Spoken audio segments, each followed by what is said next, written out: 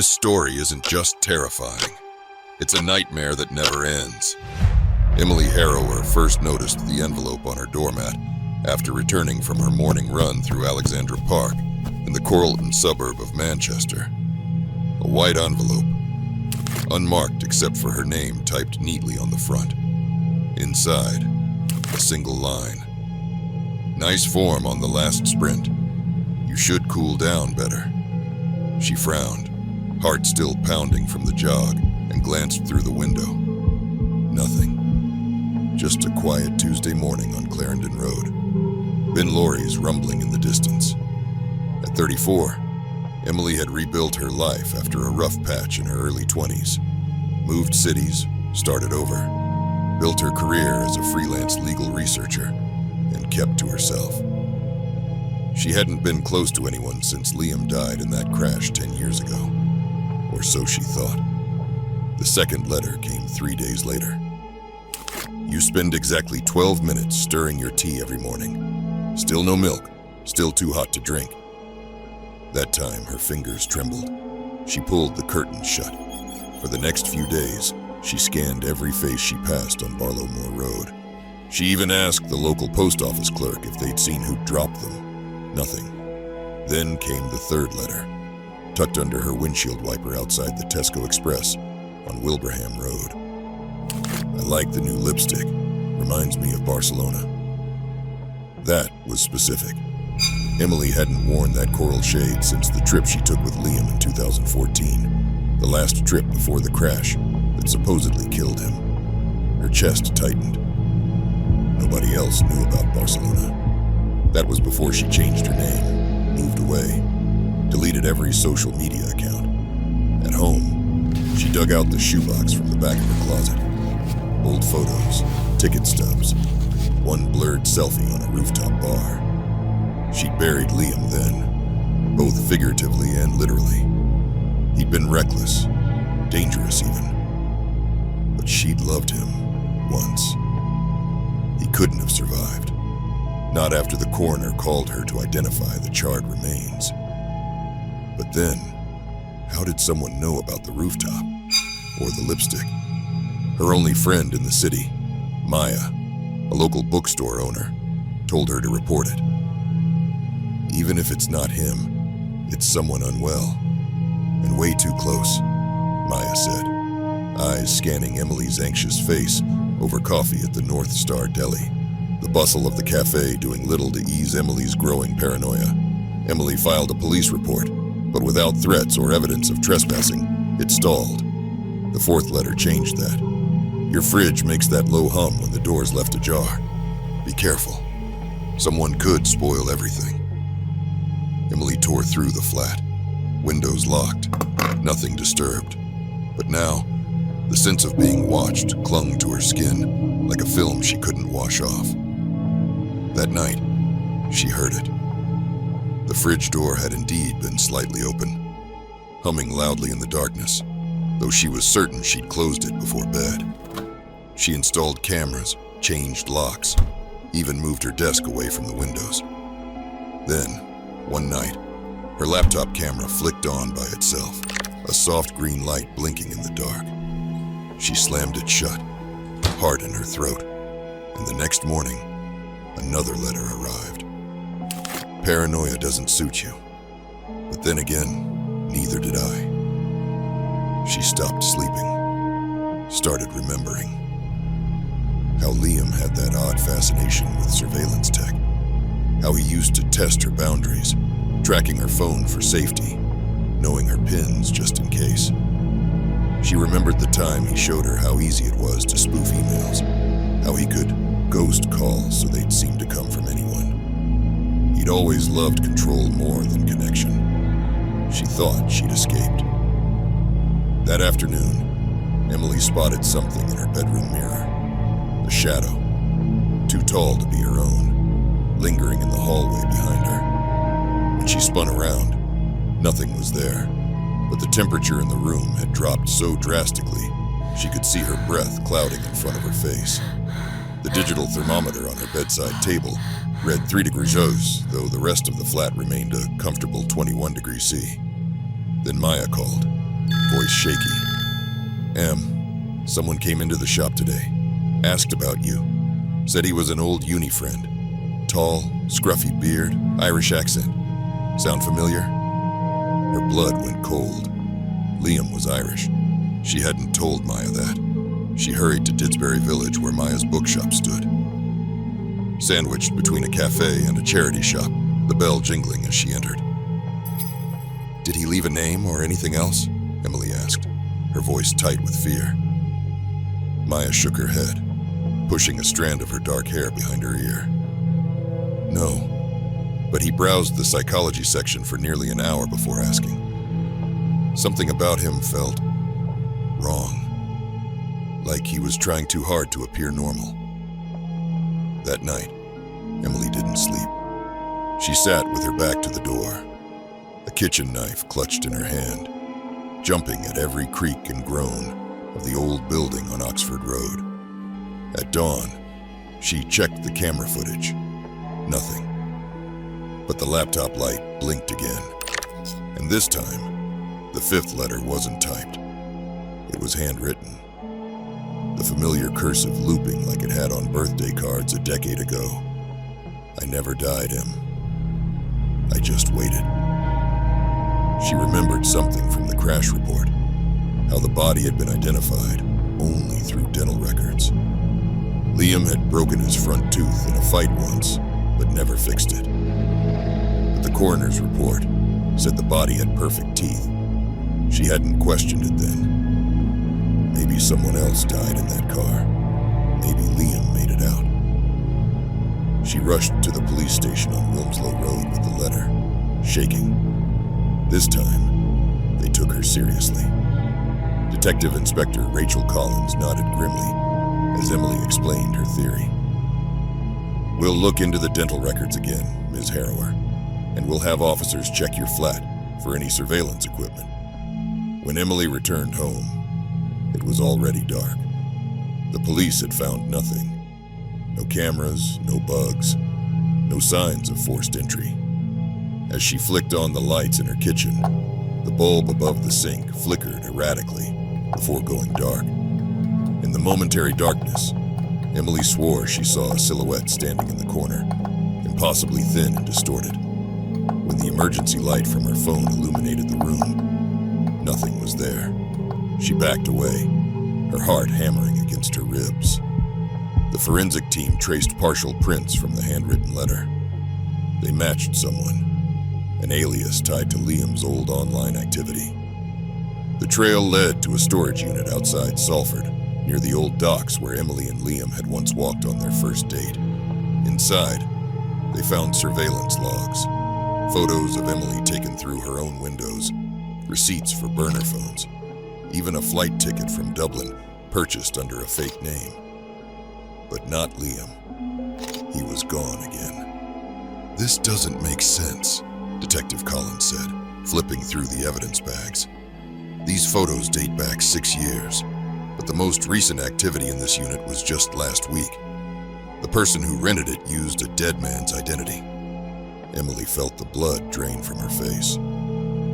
What do you mean? Collins hesitated, then showed her a document. We found death certificates. 3 different men, all with similar appearances to your Liam. All dead before their identities were used to rent various properties around Manchester. If someone's impersonating your ex, they've been very methodical. That night, as Emily curled up on Maya's sofa, unwilling to return to her flat, the lights throughout the entire house dimmed, then brightened, then dimmed again. Old wiring, Maya said with a forced smile. But Emily noticed how her friend's eyes darted nervously to the darkened hallway. Neither of them slept. At 3 in the morning, Emily's phone chimed with a notification. A new email. Sender unknown. You can't hide from me. I'm already with you. Attached was a photo. Emily and Maya sitting on the very sofa they were currently on, time-stamped just 15 minutes ago. But the photo showed something else too. Something that made Emily's throat close with terror. Behind them, Barely visible in the shadows of the hallway was a figure. Not Liam. Not anyone living. Its face was stretched, elongated, eyes sunk in black holes, the proportions all wrong, like a human form pulled and distorted. "We need to leave," Emily whispered, showing Maya the phone. Maya's face drained of color. "That's not possible. The doors are locked. The alarm is on." They grabbed their coats and fled into the night, the streetlights of Burton Road flickering as they passed beneath them. They spent the next day at the police station, where technical analysts confirmed the email had come from Emily's own laptop, which she'd left locked in her flat. "This doesn't make sense," Detective Collins muttered, staring at the timestamp verification. "Your computer was definitely in your flat at this time, and there's no evidence of remote access or hacking." Emily's hands shook as she recalled how Liam used to say that technology could be haunted too. "Ghosts in the machine," he'd called it with that twisted smile. Emily moved the next week. No notice, no trace. New town, new number. A small flat in Levensholm, not far from the train station, where the constant passing of people made her feel less isolated. Maya helped her move, though the friendship had grown strained by the events of the past weeks. The first night in her new place was quiet, too quiet. At midnight, her phone rang. Unknown number. Against her better judgment, she answered. Silence.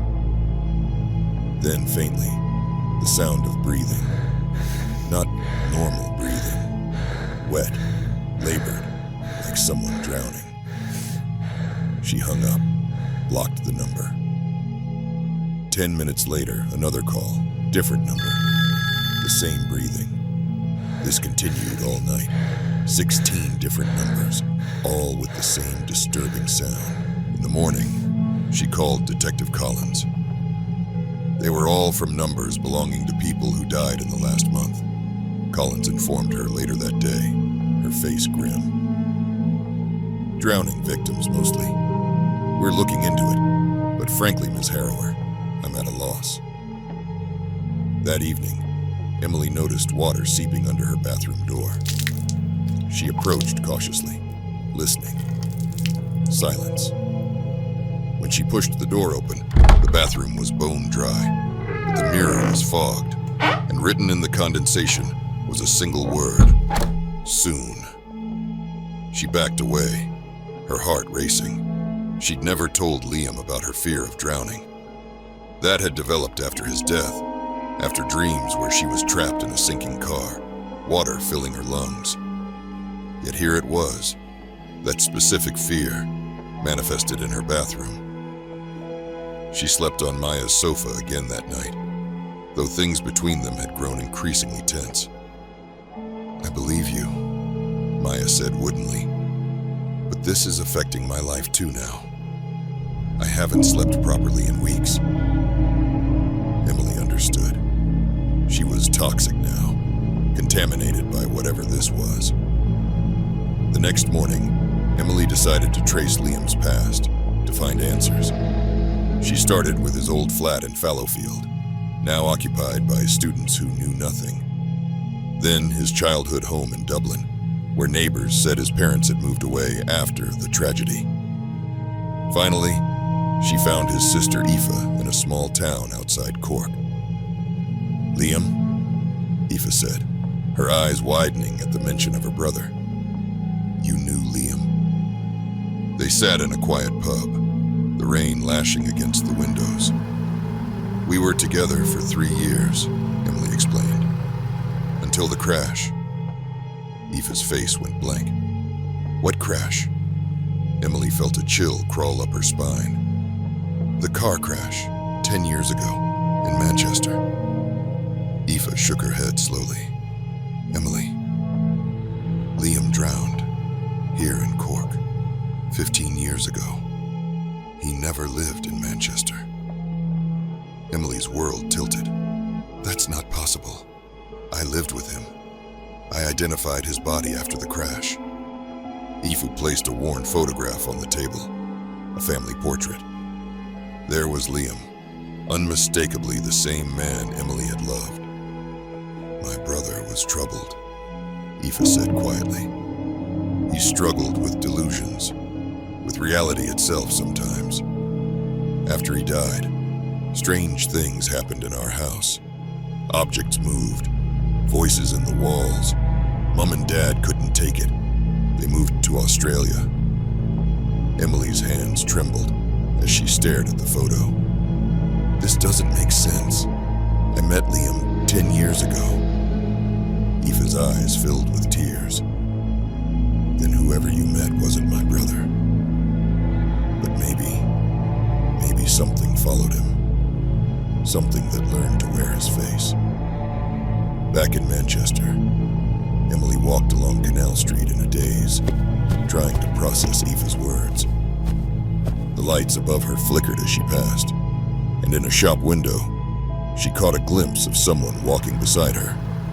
Not her reflection, but Liam's. When she turned, no one was there.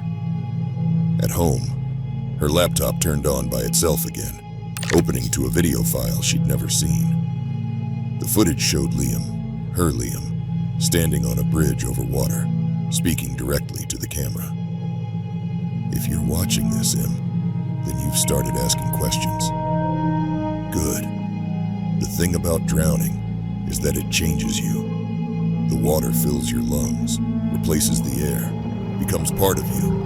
And sometimes, if the water is wrong, tainted by something older than us, you become part of it too.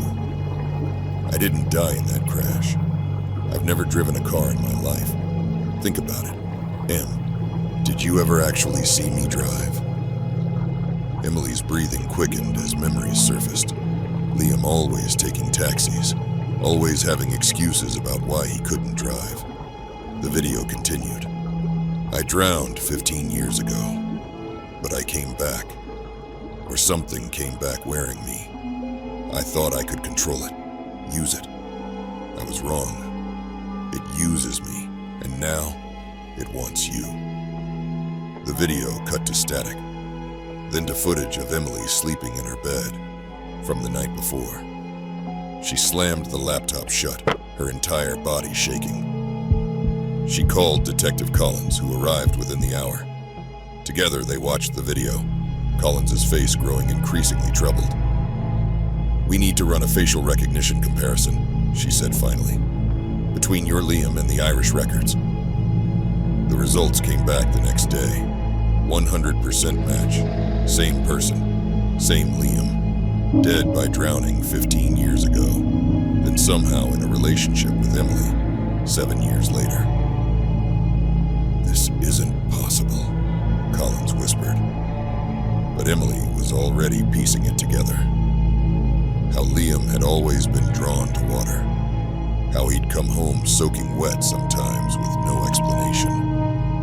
How in certain lights, his skin had looked almost translucent. How he would sometimes speak in a voice that didn't sound quite like his own.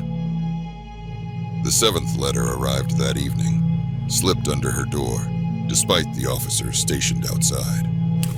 Water remembers, Emily, and so do I. Come find me where it all began. Emily knew instantly. The reservoir. Liam had taken her there once, deep in the Peak District. He'd been strangely emotional that day, talking about connections and cycles and things beneath the surface. Against Collins's explicit instructions, Emily drove there alone, arriving as dusk settled over the still water. The place was deserted, mist rising from the surface like ghostly fingers. She stood at the edge, watching the gentle lapping of waves against the shore. Then she saw it. A figure, standing in the water, 30 meters out. The water only up to its waist, though the reservoir was known to be over 20 meters deep at its center. Liam, but not Liam. As she watched, the figure's form shifted, elongated, its arms too long, its neck twisted at an impossible angle. Yet the face remained Liam's, staring at her with black, empty eyes. "What do you want?" she called out, her voice echoing across the water. The figure didn't move its mouth, but she heard Liam's voice in her head, all around her. "Company. I've been so lonely. The water is lonely too." Emily understood then. Whatever had taken Liam had been following her, watching her, trying to draw her in, not out of malice, but out of a twisted, inhuman longing. It had learned about her through Liam's memories, learned how to hurt her, scare her, manipulate her emotions. "I'm not coming with you," she said firmly, stepping back from the water's edge. The figure's face contorted in rage, the water around it beginning to churn and boil. "Then I'll come to you," it said. The voice no longer Liam's, but something ancient and waterlogged. "In every drop of water, in every pipe and drain, in every tear you cry, I'll find a way in." Emily ran back to her car as the mist thickened around her, taking shapes that reached for her with formless limbs. As she drove away, her phone chimed with a text message from an unknown number. "You can't escape water, Emily. It's in your blood, in your cells. I'm already part of you." Emily moved again the next day. No forwarding address, no contact with anyone from Manchester. She drove south to a small village in the drought-prone part of Kent, where water restrictions were common and reservoirs ran low. She changed her name again, cut her hair, took medication to help her sleep. Still no peace. She keeps her curtains drawn and throws out the mail unopened. She filters her water obsessively and uses hand sanitizer instead of washing her hands. She hasn't cried in months, too afraid of what might be in her tears. But every now and then, the pipes groan in the walls of her small cottage. And when they do, she stares at every faucet, every drain, waiting for the water to bring him back. Sometimes, in the small hours of the morning, she swears she can feel something moving beneath her skin, following the paths of her veins. Something cold and ancient that whispers in Liam's voice, "I'll wait as long as it takes. Water is patient, and now so am I." Hit subscribe and don't dare miss what's coming next, or the next scream you hear might be your own.